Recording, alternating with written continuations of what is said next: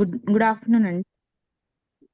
Alphabet అంటే ఇంగ్లీష్లో మనకి 26 లెటర్స్ అండి. ఏ నుంచి జెడ్ వరకు ఉన్న 26 అక్షరాలని ఆల్ఫాబెట్ అంటాము. మనకి చిన్నప్పుడు స్కూల్లో నేర్పించుంటారు. A for apple, B for bear, C for car, D for dog అని చెప్పి. ఏ ఫర్ యాపిల్ ఎలా అవుతుంది? ఏ అంటున్నాము, ఇక్కడ ఏ పలుకుతున్నాము, ఇక్కడేమో యాపిల్ అంటున్నాము. బట్ దీనికి అసలు పొంతనే లేదు. ఏ ఫర్ యాపిల్ ఎలా వస్తుంది? దాని సౌండ్ ఏంటి? ఈ సౌండ్‌ని ఏమంటాము అంటే మనము ఈ ఆల్ఫాబెట్ సౌండ్స్ అన్నిటిని ఫోనిక్స్ అంటామండి. ఇప్పుడు ఏకి ఒక సౌండ్ ఉంటుంది. Phonic sound. నథింగ్ బట్ అది పేరనమాట. ఒక సౌండ్ అనే కాదు. 2, 3 రకాలు గూడా ఉండొచ్చు ఒక్కొక్క లెటర్‌కి. అవి గూడా మీకు డీటెయిల్‌గా చెప్తాను. ఇప్పుడు ఫస్ట్ ఒక్కొక్క లెటర్‌కి ఒక్కొక్క సౌండ్ తీసుకోండి. 26 అక్షరాలకి 26 శబ్దాలు, 26 పేర్లు. ఫర్ ఎగ్జాంపుల్ ఏని యా లాగా పలుకుతామనమాట. ఏ సౌండ్ ఏంటి? యా. అంటే Yeah. ఏకి ఉన్న ఫస్ట్ పేరు యా. బిని బ అని పలకాలి. సో, మనకెక్కడైనా ఒక పదంలో బి అని కనిపించిందనుకోండి, దాన్నెలా పిలవాలి? బా అని పిలవాలి. సి కనిపిస్తే కా అని పిలవాలి. కా ఒక్కటేనా అంటే, సి కొన్ని సార్లు సాగా గూడా పలుకుతది. అది మళ్ళీ మీకు వేరే రూల్‌లో చెప్తాననమాట. ఫస్ట్ ఇప్పుడు మీకు ఒక్కొక్క లెటర్‌కి అన్ని లెటర్స్‌కి ఉండకపోవచ్చు. బట్ చాలా లెటర్స్‌కి మాత్రం 2, 3 శబ్దాలుంటాయండి. ఆ శబ్దాలు మీరు కొంచెం పట్టుకోండి సరిపోతుంది. సో, ఇప్పుడు నేను చెప్పేదంతా కూడా ఒక్కొక్క లెటర్‌కి ఉన్న ఒక్కొక్క సౌండ్. ఫస్ట్ సౌండ్స్ అన్నమాట. ఏని యా అని, బిని బా అని, సిని కా అని, డిని డా అని ఇలా పిలుస్తాం. ఈని ఏ అని పిలుస్తాం. ఎఫ్‌ని ఫా అని పిలుస్తాం. జీని గా అని పిలుస్తాం. హెచ్‌ని హ, ఐని ఈ, జేని య, కేని క, ఎల్ ల, ఎంని మ, ఎన్‌ని న, ఓని రెండో ఆ. ఇక్కడ రెండో ఆ లాగా ఆ అని పిలుస్తాం. పిని ప. ఎఫ్‌నేమో ఫా అంటాము. పినేమో ప అంటాము. క్యూనేమో క్వ అంటాం. ఆర్‌కి ర్. ఎస్‌ని స్. టీని ట. యుని ఫస్ట్ ఆ ఆ అని పలుకుతాం. విని వ. డబ్ల్యూని కూడా వ అని పలుకుతామండి. డబ్ల్యూ కూడా వ అనే పలుకుతాం. ఇంకా వికి, డబ్ల్యూకి 2 ఒకటే సౌండ్. ఎక్స్‌కేమో క్స్ క్స్. కాకి సావుతులాగా క్స్. వైకి ఆ. జెడ్‌కి జ్. ఇప్పుడు ఈ లెటర్ సౌండ్స్‌ని బట్టి మనం యాపిల్‌లో పలికినప్పుడు ఏ సౌండ్ వినపడుతుంది ఫస్ట్ అనేది చూద్దాం. అంటే యాపిల్ లెటర్ యాపిల్ అనే ఒక వర్డ్ స్టార్ట్ అయినప్పుడు స్టార్టింగ్ లెటర్ ఏ కదా! మనం పలికేటప్పుడు ఆ అంటున్నాము. మ్యాచ్ అయింది కదా! అంటే ఇక్కడ మనకేం నేర్చుకోవాలి, ఒక వర్డ్ పలకాలి అంటే ఫస్ట్ మనకి ఫోనిక్ సౌండ్స్ ఇంపార్టెంట్ అనమాట. ప్రతి ఒక్క లెటర్‌కి ఉన్న సౌండ్‌ని మనం పట్టుకొని, అక్కడ ఆ లెటర్ సౌండ్ వైస్ పలుకుతూ వెళ్ళిపోయామనుకోండి, దాని అర్థం తెలియకపోవచ్చు. కరెక్ట్‌గా మనం పలకటం అయితే చేసేస్తామనమాట. ఒక పదాన్ని పలకాలి అంటే ఇప్పుడు మనకి మెయిన్‌గా కావాల్సిందేంటి? దాని యొక్క శబ్దాలు. దాన్ని ఇంగ్లీష్‌లో ఏమంటామంటే ఫోనిక్స్ అనమాట. సో, ఫస్ట్ క్లాస్‌లో మనం ఈ 26 అక్షరాలకి ఉన్న 26 శబ్దాలు బాగా నేర్చుకోవాలి. ఇంగ్లీష్‌లో ఎలా ఉంటుందంటేనండి, ఏదైనా ఒక లెటర్ సౌండ్ పలికినప్పుడు మనకిక్కడ షార్ప్ ఎండింగ్స్ ఉంటాయి. అకారాలతో ఎండ్ అవుతాయి. ఇంగ్లీష్ ఎప్పుడైనా సరే బిగ్గు, డాగు, ఎగ్గు అని దీర్ఘాలు కానీ, కొమ్ములు కానీ, ఒత్తులు కానీ పెట్టకూడదు. ఎగ్, గాకి ఆకారం. లెగ్, పిగ్, బిగ్, ఫ్యాన్, టన్, యాపిల్, కార్. అంటే ఇక్కడ ఎండింగ్స్ అన్నీ ఎలా ఉంటున్నాయి మీకు షార్ప్‌గా. ఆకారంతో ఎండ్ అవుతున్నాయి. సో, అదొక్కటి రూల్ గుర్తుపెట్టుకొని మీరు ఇంగ్లీష్ పలికేటప్పుడు ఈ శబ్దాలు పెట్టి ట్రై చేశారనుకోండి, మీకు ఫస్ట్ క్లాస్‌లోనే రీడింగ్ అంతా వచ్చేస్తది. మెయిన్ ఇంపార్టెంట్‌గా కావాల్సిందేంటి? అక్కడున్న లెటర్స్‌కి సౌండ్ ఏంటి అనేది తెలియాలి. ఆ సౌండ్‌ని ఏమంటున్నాం మనం ఇంగ్లీష్‌లో? ఫోనిక్స్ అంటున్నాం. ఈ ఫోనిక్స్ ఒక్కటి తెలిస్తే మనకి, ఫోనిక్స్ సౌండ్ తెలిస్తే పదాలు పలకటం ఈజీగా వచ్చేస్తదండి. పలకటం అయితే వచ్చేస్తది. రాయటం సంగతి తర్వాత కొంచెం ప్రాక్టీస్ మీద కొన్ని కొన్ని లెటర్స్‌కి కొన్ని రూల్స్ ఉంటాయి. రూల్స్ నేర్చుకొని అంటే ఇప్పుడు ఇక్కడ 26 అక్షరాలకి 26 శబ్దాలు నేర్పించాను. కానీ ఫోనిక్స్‌లో మనకి 44 శబ్దాలుంటాయి. 44 శబ్దాలు మనకి బాగా తెలిసాయనుకోండి, మీరు 90% వరకు రీడింగ్, రైటింగ్ పర్ఫెక్ట్‌గా చేస్తారు. నాట్ 100% అండి. 90% ఖచ్చితంగా నేర్చుకోగలుగుతారు. ఐఎమ్ షూర్ 90% చేస్తారు. ఓకేనా? సో ఫస్ట్ మనం ఏం చేయాలి, ఇక్కడ ప్రతి ఒక్క లెటర్కి ఉన్న ఈ సౌండ్ని మనం బాగా నోట్ చేసుకొని ప్రాక్టీస్ చేసి వీలైతే బట్టి కొట్టి నేర్చుకోవాలి. ఏ అనగానే మనకి ఆ అనే సౌండ్ రావాలి. బి అంటే బ. ఫస్ట్ స్టార్టింగ్ ప్రాక్టీస్ ఇదేనండి. 26 అక్షరాలకి ఉన్న 26 శబ్దాలు. ఇప్పటి వరకు మనకి ఏబిసిడి లాగా చదివాం కదా, ఇప్పుడు అలా కదా, ఆ బ క డ ఇలా నేర్చుకోవాలన్నమాట. ఓకేనా? ఓకే. సో ఇప్పుడు ఈ లెటర్ సౌండ్స్ ఒకసారి మీరు నోట్ చేసుకోండి. నోట్బుక్ లో ఏ పక్కన ఆ అనే సౌండ్, బి పక్కన బా అనే సౌండ్ నోట్ చేసుకోండి. నేను మీకు ఇది పంపిస్తాను. నెక్స్ట్, ఇప్పుడు ఆల్ఫబెట్ లో ఏ అనేది ఏ సౌండ్ పలుకుతుంది? యామ్. యా. బి అంటే బ. బ. సి కు. డి డి డు. డ. ఈ డ. ఈ ఈ ఏ ఏ ఏ ఏ లాగా పలకాలి. ఎఫ్ ఏరా ఏ అని పలుకుతామండి. ఈని ఏ ఎలా అయితే ఎఫ్ పలుకుతాం కు అది మేడం. ఈ అని పలుకుతాం. ఫ. ఎఫ్ కి ఫ. ఫ. జి కి గు. గ. గ. హెచ్ కి హ. హ. హ. హ. ఐ కి ఈ మేడం. ఈ. జే కి ఐకి ఈ వస్తుంది. జే కి జ. జే కి జ. జ కే మేడం. కేక్ అండి. క ఎల్ కి మేడం. లో. ఎల్ కి ల ఎం కి మ. ఎన్. ఎన్ అంటే న నా. ఓకి సెకండ్ ఆ. రెండో ఆ అండి. ఓకే. పి కి న. ప ప. క్యూ కి ఓకే. క్యావ్ క్వ. పౌ క్వ అంటే ఇప్పుడు డక్ అరుస్తుంది కదండి, క్వ క్వ క్వ క్వ అంటుంది కదా, అలాగా క్వ. క్వ. ఆర్ కి ర ర్. ర్. ర్. ర. ర ఎస్ కి సు. స్.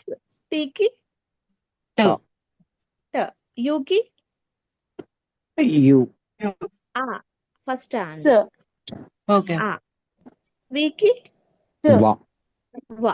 డబ్ల్యూ కి వ. వ. ఎక్స్ కి కస్ స మేడం. స. స. స. జెడ్ కి జ. జ. జ జ్. జ్. ఓకేనా? ఇప్పుడు మీరందరూ నోట్ చేసుకున్నారా? వెంకటేశ్వరమ్మ గారు, లావణ్య గారు, మేడం. పుష్ప చేసుకున్నా గారు మేడం. అన్ని చేసుకున్నా నోట్ మేడం. చేసుకున్నారు కదా? ఇప్పుడు 1 by 1 మీరే చెప్పండి నాకు. నేను పేరు పిలుస్తాను. ఆ బ క డ.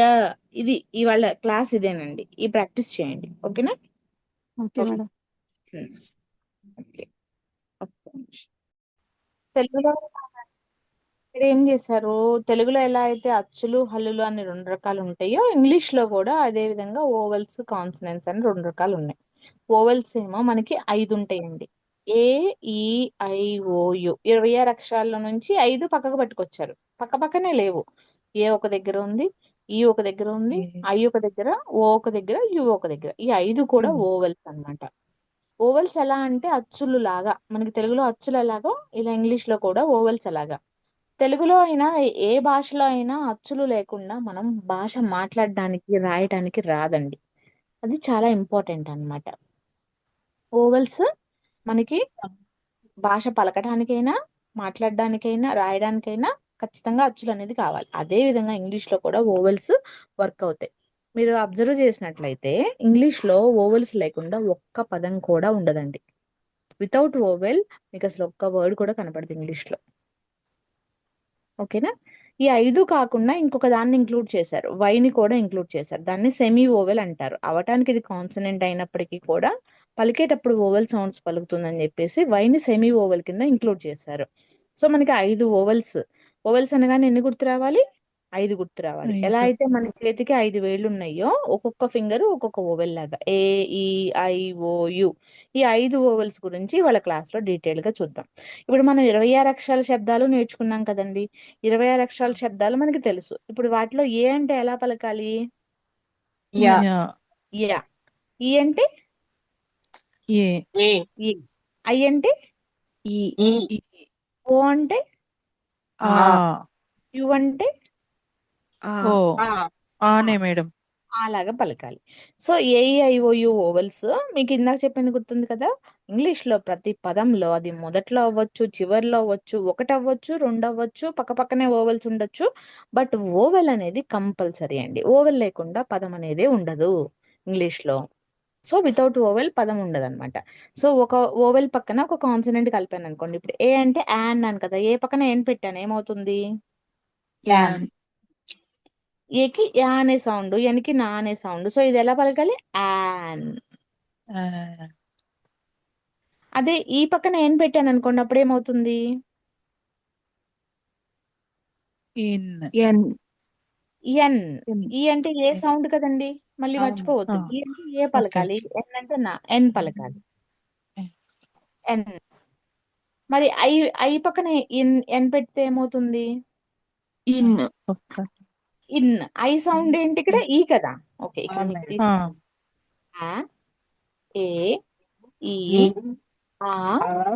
ఆ ఇప్పుడు ఐ పక్కన ఎన్ పెట్టాను, ఎన్ సౌండ్ కామన్ నా పలుకుతున్నాను. ఐ పక్కన ఎన్ పెట్టాను కాబట్టి ఇది ఏమవుతుంది? ఇన్. ఇన్ ఇన్ అయిపోతుంది. ఓకే, ఇప్పుడు ఓ పక్కన ఎన్ పెట్టాను, అప్పుడు ఏమైపోతుంది? On on on on. On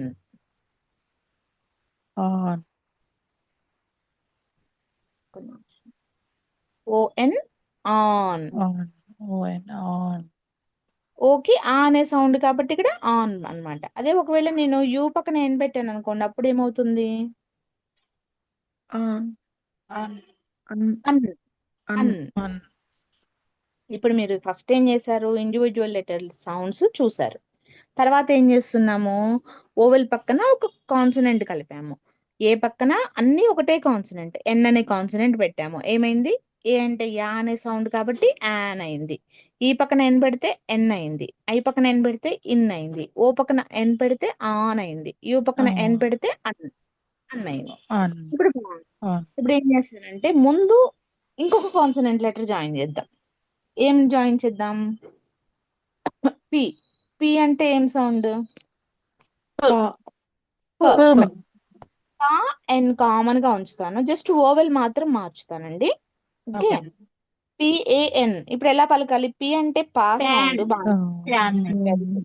పికి పా అనే సౌండ్, పాకి యా పలకాలి, పాన్. ఇది ఎలా పలుకుతున్నామా? పాన్.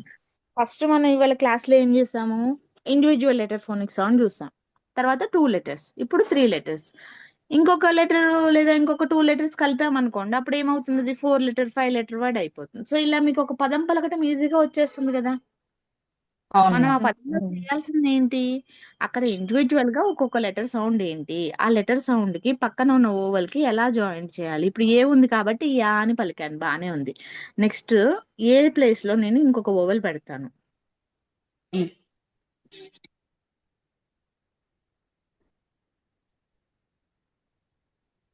ఏ ప్లేస్ లో ఏం ఓవెల్ పెడదాము? ఈ పెడదాము. ఇప్పుడు ఏమవుతుంది? Pen pen. So PAN fan అయింది. పిఏఎన్ ఏమైంది? పెన్ పాకి. ఇప్పుడు ఏ అంటే మనం తెలుగులో ఎలా రాస్తాం? ఎత్వం రాస్తాం కదా, అందుకని పెన్. అది ఓకే. ఇప్పుడు ఈ ప్లేస్ లో ఐ పెట్టాను, ఏమవుతుంది? Pin pin. ఐ అంటే సౌండ్ ఎలా పలుకుతున్నాం? ఈ కదా, పాకి ఈ పలకాలంటే గుడి, పిన్. ఓకేనా పుష్ప గారు, వెంకటరమణ గారు, అర్థమవుతుందా? అర్థం అవుతుంది మేడం. ఓకే, ఇప్పుడు ఐ ఐ తీసేసి ఓ పెడుతున్నాను. ఇప్పుడు ఎలా పలుకుతాము? ఇందాక ఏ పెట్టినప్పుడేమో యా దీర్ఘం లాగా పలికాం కదా. ఇప్పుడు జస్ట్ రెండు ఆ అంటే మనం తెలుగులో ఎలా రాస్తాం? దీర్ఘం లాగా రాస్తాం కదా. పాకి దీర్ఘం రాయండి, పాన్. ఓకే, ఇప్పుడు ఓ తీసేసి యూ రాస్తాను, అప్పుడు ఏమైపోతుంది? ఇది పన్ ఆ అంటే తలకట్టు మాత్రం. ఇందాక దీర్ఘం పెట్టాం కదా, ఇప్పుడు తలకట్టు పెట్టండి, పన్.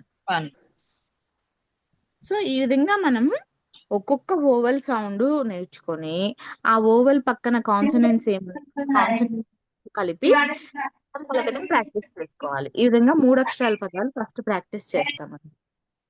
ఓకేనా? ఓకే. ఓకే. అందరికీ అర్థమైందా? 3 అక్షరాల పదాలు ఎలా చదవాలి ఏంటి అనేది అర్థమైంది కదా?